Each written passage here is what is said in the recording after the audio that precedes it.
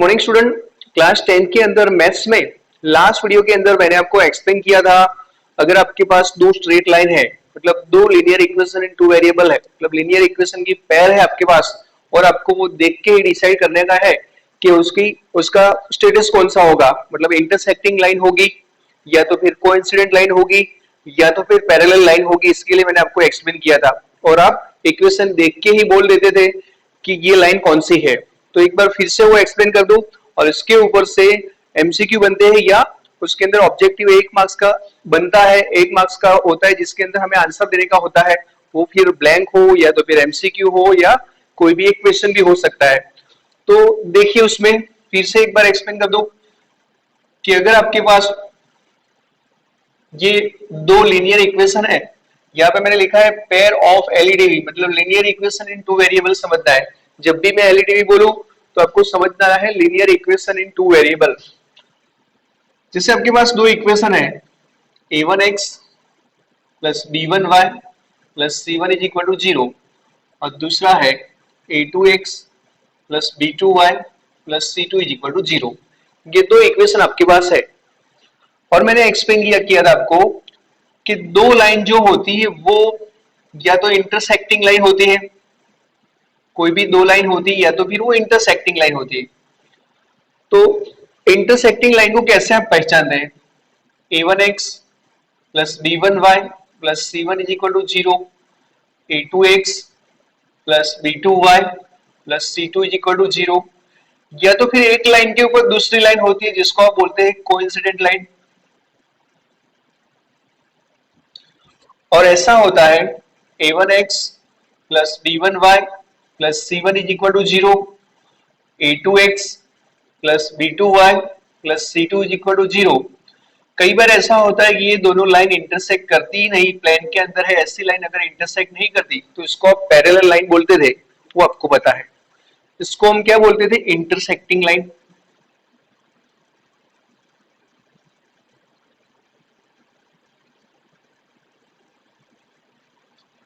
इसको बोलते थे कोइंसिडेंट लाइन।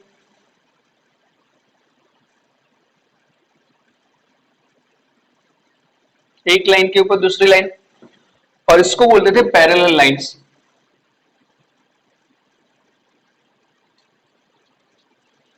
तो देखिए ये यहां पे मैंने लीनियर इक्वेशन के स्टैंडर्ड फॉर्म में लिखा है, यहां पे उसकी पोजीशन लिखी है। दोनों लाइन अगर इंटरसेक्ट करती है तो उसका सोल्यूशन कितना मिलता है? यूनिक सोल्यूशन मिलता है, आपको पता है। इंटरसेक्टिंग लाइन होती है तो सोल्यूशन कितना मिलता है? यूनिक।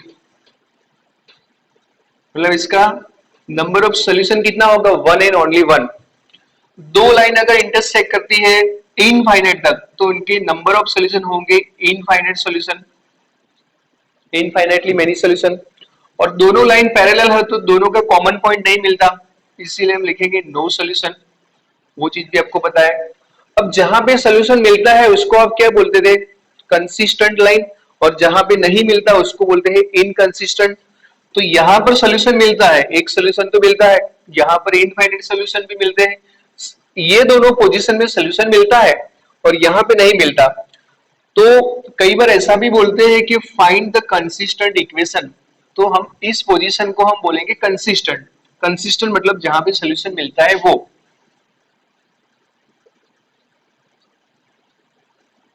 कंसिस्टेंट लाइन बोलेंगे या तो फिर कंसिस्टेंट इक्वेशन भी बोल सकते हैं, और इसको हम बोलेंगे इनकंसिस्टेंट।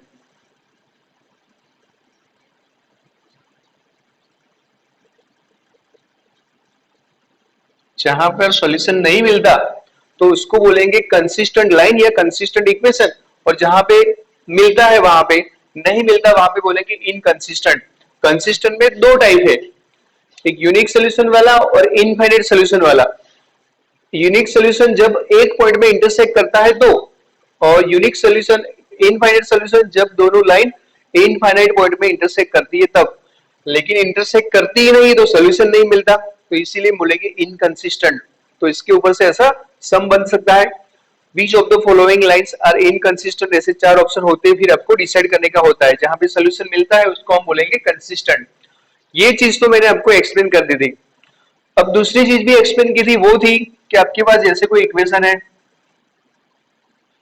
यहाँ पे मैं इक्वेशन 2 3 लिख दूं, 3x plus 2y is equal to 7, 6x plus 4y is equal to 9, यहाँ पे x minus Y equal to 10, minus X plus Y equal to 5, 2x plus 4y equal to 6, x plus 2y equal to 3, यहाँ पर minus X plus Y is equal to 7, 2x minus 2x plus 2y equal to 14, 11 कर दो। यहां दिखेगा नहीं, इतना ही रखूंगा। आपके पास दो इक्वेशन है और आपको देख के ही इसको पहचान लेना है कि इसमें से उसका स्टेटस कौन सा होगा बिना ड्रॉ किए। वैसे तो आपके पास दो रास्ते हैं, एक रास्ता ये है कि इसका ग्राफ ड्रॉ करो बैठे बैठे, तो इसका तो टाइम बिगड़ेगा और गलती आ गई तो ग्राफ भी गलत आएगा। तो आपको ये काम में आएगा कि ये वाली जो पैर मैंने यहाँ पे लिखी है एलईटीवी की, वो पैरेलल लाइन है या तो फिर कोइंसिडेंट लाइन है या तो फिर इंटरसेक्टिंग लाइन है। तो मैंने आपको प्रीवियस लेक्चर के अंदर एक्सप्लेन किया था। हम क्या करते थे, इसका रेशियो चेक करते थे। 3/6 क्या होगा 1/2, 2/4 क्या होगा 1/2, मतलब ये दोनों इक्वल आ गए और ये इक्वल नहीं है 7/9। अगर फर्स्ट वाले दो इक्वल आ गए तो ऐसा समझना है कि दोनों का स्लोप इक्वल हुआ। दोनों का स्लोप इक्वल हो गया तो फिर वो लाइन जब स्लोप इक्वल होता है तो पैरेलली ऑलवेज होगी। देखिए मैं यहाँ पे स्लोप इक्वल रखूंगा ना, तो ऑलवेज आपको वो दोनों मार्कर जो पेन है वो पैरेलल लगेगी। देखिए स्लोप इक्वल रखते तब, अगर मैं एक का स्लोप ऐसे रखूं दूसरे का ऐसे रखूं तो फिर आगे जाके इंटरसेक्ट करेगी। तो आपको समझ जाना है कि अगर फर्स्ट वाले दो रेशियो इक्वल है तो क्या समझना है आपको, पैरेलल लाइन। तो पैरेलल लाइन होगी तो इसका नंबर ऑफ सोल्यूशन कितना होगा 0, उसका सोल्यूशन नहीं मिलेगा और इसको हम बोलेंगे क्या, इनकंसिस्टेंट लाइन बोलेंगे। चलो यहाँ पर 1/1 तो क्या हो गया -1, यहां पर भी -1/1 क्या हो गया -1, और यहां पर क्या हो गया 10/5 2, तो 2 हो गया, ये अलग से आया, अलग से आया। फर्स्ट वाले दो इक्वल हो गए तो फिर दोनों की स्लोप इक्वल तो दोनों पैरेलल लाइन हो गई। तो ये वाली लाइन कैसी है, पैरेलल। अगर पैरेलल लाइन है तो उसके नंबर ऑफ सॉल्यूशन 0 और इसको हम बोलेंगे इनकंसिस्टेंट लाइन। चलो यहां पर चेक करते हैं। यहां देखिए 2/1 तो कितना हुआ 2, 4/2 कितना हुआ 2, 6/3 कितना हुआ 2। सारे इक्वल आ गए तो समझ लेना ये दोनों इक्वेशन एक जैसे ही होंगे। देख लो इसको आप 2 के साथ डिवाइड कर दो तो ये बन जाएगा, या तो फिर इसको 2 के साथ मल्टीप्लाई कर दो तो वो इक्वेशन बन जाएगा। दोनों वही एक ही इक्वेशन हुए, एक इक्वेशन हुए तो एक ही लाइन हुई, एक लाइन के ऊपर दूसरी लाइन होगी तो आपको एक ही लाइन दिखेगी। वो तब दिखेगी जब दोनों इक्वेशन इक्वल होंगे तब। तो फिर सारे रेशियो अगर इक्वल हो गए तो हम क्या बोलेंगे उसको, उसको हम बोलेंगे कोइंसिडेंट लाइन। इस टाइम उसका सोल्यूशन मिलता है, भले वो इनफाइनाइटली मेनी सोल्यूशन मिले। तो इसको हम बोलेंगे क्या, कंसिस्टेंट इक्वेशन। ये इक्वेशन जो है वो कंसिस्टेंट इक्वेशन है। कंसिस्टेंट मतलब सोल्यूशन उनका मिलता है। अब आगे बढ़ रहे हैं। यहाँ पे यहाँ माइनस और माइनस कट हो गया 1/2, यहाँ पर हो गया 1/2, ये दोनों इक्वल आ गए तो फिर यहाँ पर ये दोनों इक्वल नहीं है तो ये हो गई पैरेलल लाइन। पैरेलल हो गई तो फिर नो सोल्यूशन। एक दूसरा भी लिख देता हूँ यहाँ पर, x plus Y equal to 7, 2x plus 3y equal to 9। यहाँ होता है 1/2, यहाँ होता है 1/3।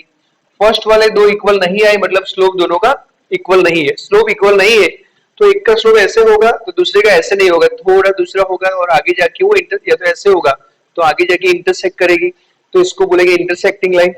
तो इंटरसेक्टिंग लाइन है तो उसकी number of solution, unique solution उसका मिलेगा, एक ही सॉल्यूशन मिलेगा, तो हम इसको बोलेंगे कंसिस्टेंट लाइन। तो ये चीज समझ गए आप, ये बहुत ही काम की चीज है। आगे जाके जो स्टैंडर्ड आएंगे 11th और 12th में भी ये अगर मैथ्स रखोगे तो बहुत काम में आएगा। अब आगे बढ़ते हैं, इसके ऊपर से दूसरे क्वेश्चन बनते हैं, वो देखिए।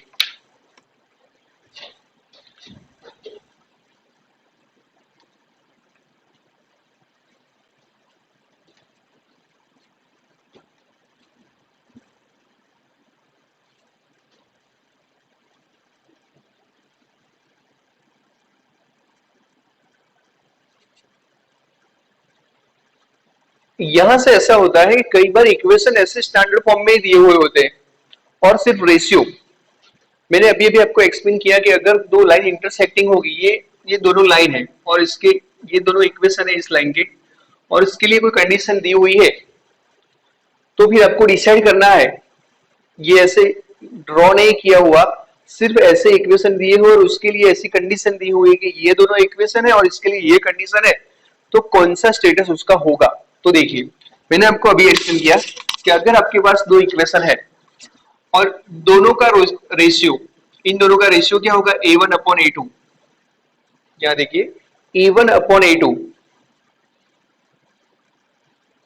a1 अपॉन a2, और इन दोनों का रेशियो b1 अपॉन b2, ये इक्वल नहीं है, ये इक्वल नहीं है, तो आपको समझ जाने का इसका स्लोप इक्वल नहीं है।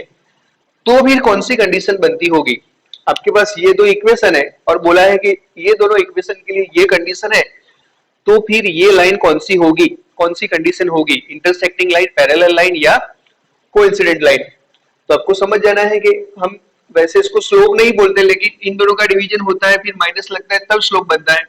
स्लोप ऐसे बनता है a1 अपॉन b1 और माइनस की साइन रखने की होती है तब जाके स्लोप बनता है। इन दोनों का रेशियो अगर इक्वल नहीं है तो आपको समझ जाना है कि ये दोनों लाइन इंटरसेक्टिंग लाइन होगी। कई बार इतना नहीं बोला है, थोड़ा बड़ा चढ़ा के आपको वो ट्विस्ट करते हैं, इतना बोला है तो पता चल जाता है, वैसे रेशियो चेक करते हैं तो बोलेंगे ये तो इंटरसेक्टिंग लाइन है क्योंकि स्लोप इक्वल नहीं है इसीलिए, बीच में नॉट इक्वल टू इसीलिए। लेकिन कई बार आपको ठगाने के लिए ऐसे करते हैं, वो अल्टरनेटो करते हैं, इसके नीचे ये रखते हैं, इसके नीचे ये रखेंगे तो फिर इसके नीचे a2 के नीचे b2 आ जाएगा, तो ऐसा होगा a1 upon b1 is not equal to a2 upon b2। कई बार ऐसा भी लिखा हुआ होता है कि ये एक इक्वेशन है और इसके लिए ये कंडीशन है, तो कौन सा स्टेटस होगा उसका, दो लाइन का इंटरसेक्टिंग, पैरेलल या तो फिर कोइंसिडेंट लाइन। तो फिर फंस जाता है, आप सोचने लगते हैं सर ने तो ऐसा सिखाया था इन दोनों का रेशियो करना है, यहाँ पर तो इन दोनों का रेशियो है, लेकिन उसने उसके ऊपर से ही बनाया है। देखिए यहाँ पर इसके नीचे ये हमने रखा a1 के नीचे b1, तो a2 के नीचे b2 रख सकते हैं। इसको उस रेशियो जो ये प्रोसेस करते हैं उसको मैंने आपको एक्सप्लेन किया था जो पॉलिनोमियल चैप्टर है उसके अंदर, इसके नीचे ये रखते हैं, इसके नीचे तो इसको बोलते हैं अल्टरनेंडो। इन्वर्टेंडो नहीं, इन्वर्टेंडो में दोनों का इन्वर्स करने का होता है, इसको बोलते हैं अल्टरनेंडो। अब क्या होता है देखिए, अभी भी आपको फंसाने के लिए वहां पे एक ट्राई करते हैं ऐसा, ये लोग इन दोनों की मल्टीप्लिकेशन करते हैं ऐसे, क्रॉस मल्टीप्लिकेशन। तो ऐसा होता है a1 b2 is not equal to a2 b1। कई बार ऐसा बोलते हैं कि ये आपके पास इक्वेशन है और इसके लिए ये कंडीशन है, तो फिर कौन सा उसका स्टेटस होगा इसमें तीन में से। तो फिर आप बोलते हैं कि ये तो सर ने हमको नहीं सिखाया, लेकिन रियल में ये बना है उसके ऊपर से ही, तो उस टाइम हमको क्या करना है, इतना दिया हुआ है a1 b2 is not equal to a2 b1 दिया हुआ है, तो आपको a1 के नीचे a2 लाना है और b1 के नीचे b2, ऐसे इसको वहां ले जाओ, इसको वहां ले जाओ, जैसे आपने क्रॉस किया ऐसे वापस ले लेना है। यहाँ पे आपने क्या किया, क्रॉस किया ऐसे, तो क्रॉस आप वापस ले लो, इतना दिया हुआ है, ये दोनों इक्वेशन और इसके लिए ये कंडीशन है, तो फिर आप डर जाते हैं कि इसका मीनिंग क्या हुआ। तो इसका मीनिंग, इसके लिए डरने का नहीं, a2 यहाँ नीचे रखेंगे तो b1 के नीचे b2 रखेंगे, बीच में नॉट इक्वल टू तो है, तो वो कंडीशन बन गई। इन दोनों का रेशियो कैसा हुआ, अनइक्वल, अनइक्वल हो गया, तो फिर ये लाइन कैसी हुई, इंटरसेक्टिंग लाइन हुई।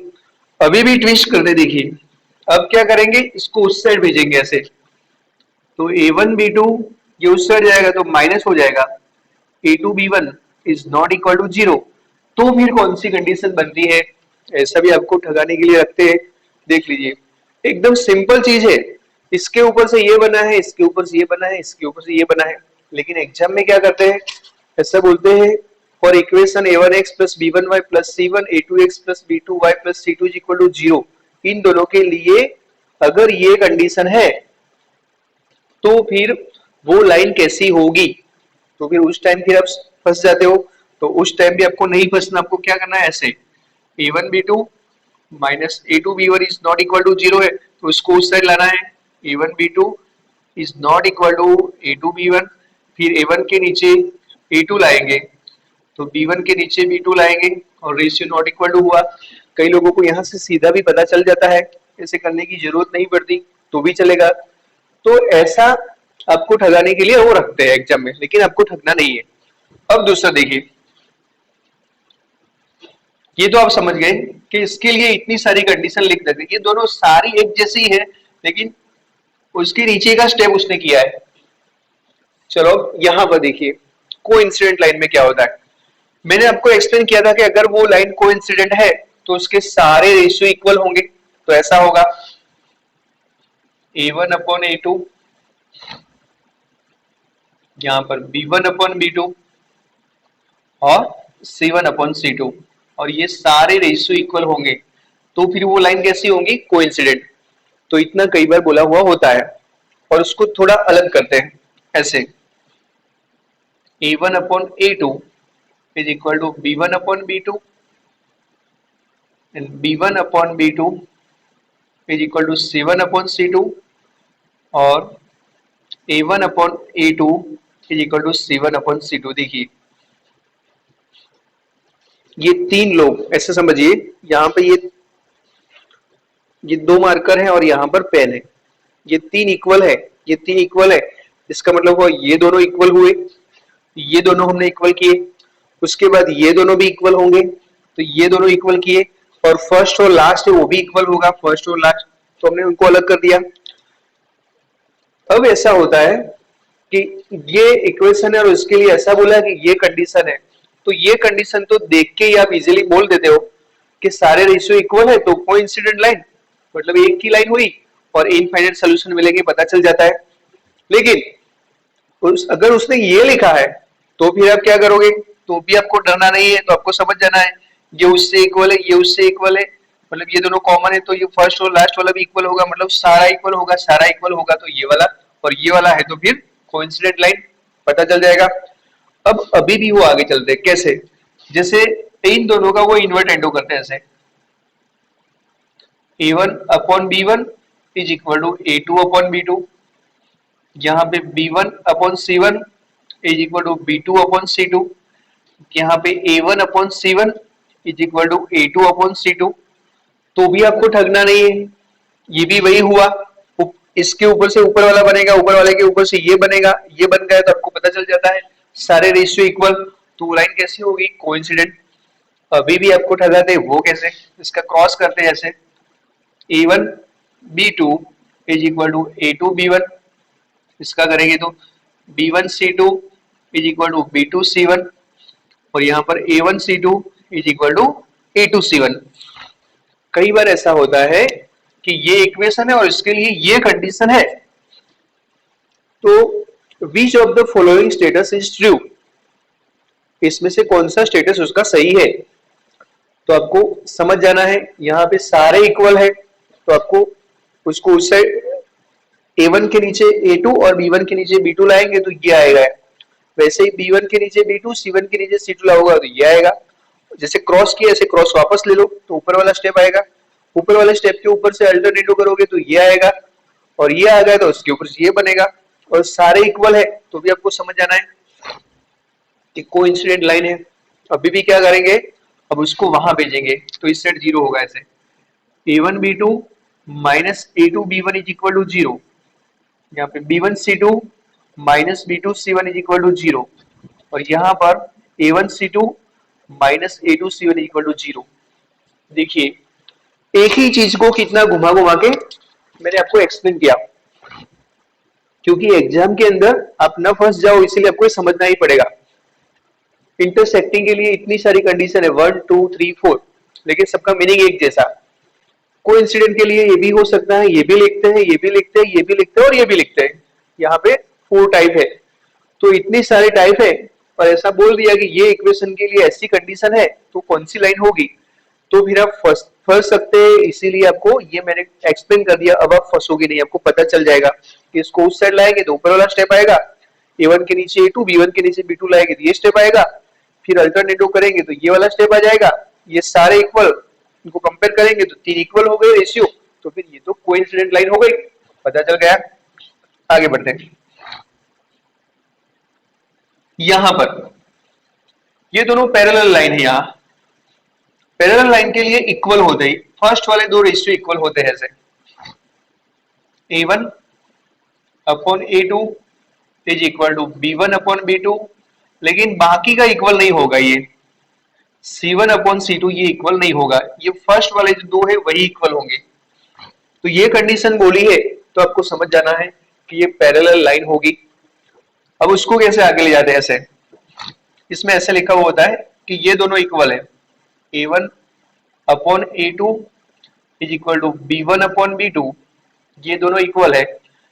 एंड फिर आगे बोला है ये और ये इक्वल नहीं है, ये और ये इक्वल नहीं है, B1 upon B2 is not equal to C1 upon C2, ये उससे इक्वल नहीं, तो ये वाला भी इससे इक्वल नहीं होगा। A1 upon A2 is not equal to, यहां आपको दिखता है कि नहीं, चेक कर लूं मैं, दिखता है क्लियरली, ये दोनों ही इक्वल है, ये इक्वल नहीं है, तो फर्स्ट और लास्ट वाला भी इक्वल नहीं होगा, तो A1 upon A2 is not equal to C1 upon C2।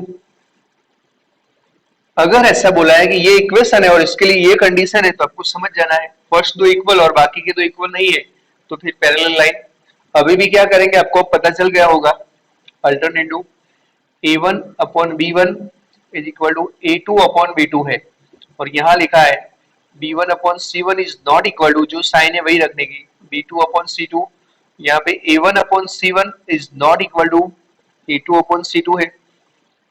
तो ये इक्वेशन और ये कंडीशन है, तो आपको समझ जाना है ये इक्वल है और बाकी के दो इक्वल नहीं है, तो पैरेलल लाइन। अभी भी क्या करेंगे, आपको पता है cross multiplication, A1 B2 is equal to A2 B1, यहाँ पे B1 C2 is not equal to B2 C1, यहाँ पे A1 C2 is not equal to A2 C1, ऐसा भी बोला है तो भी आपको समझ जाना है पैरेलल लाइन। अब क्या करेंगे, उसको उस साइड ले जाएंगे, A1 B2 minus A2 B1 is equal to 0, यहाँ पे B1 C2 minus B2 C1 is not equal to 0, क्योंकि यहाँ पे नॉट इक्वल टू है, और A1 C2 minus A2 C1 is not equal to 0। तो ये कंडीशन दी हुई है तो भी आपको समझ जाना है कि ये पैरेलल लाइन होगी। तो आपको पता चल गया, अब आपको कोई भी एमसीक्यू आ जाए उसके ऊपर से, इस थियरी का कोई भी एमसीक्यू आ जाए तो आपको कोई प्रॉब्लम होगी नहीं। इंटरसेक्टिंग लाइन के लिए इतनी सारी कंडीशन होती है, सबका मीनिंग एक जैसा ही है लेकिन एक के ऊपर से दूसरी बनी हुई है। कोइंसिडेंट लाइन के लिए इतनी सारी कंडीशन है लेकिन बनी है एक दूसरे के ऊपर से, पैरेलल लाइन के लिए भी इतनी, तो आप समझ गए होंगे, लिख दीजिए।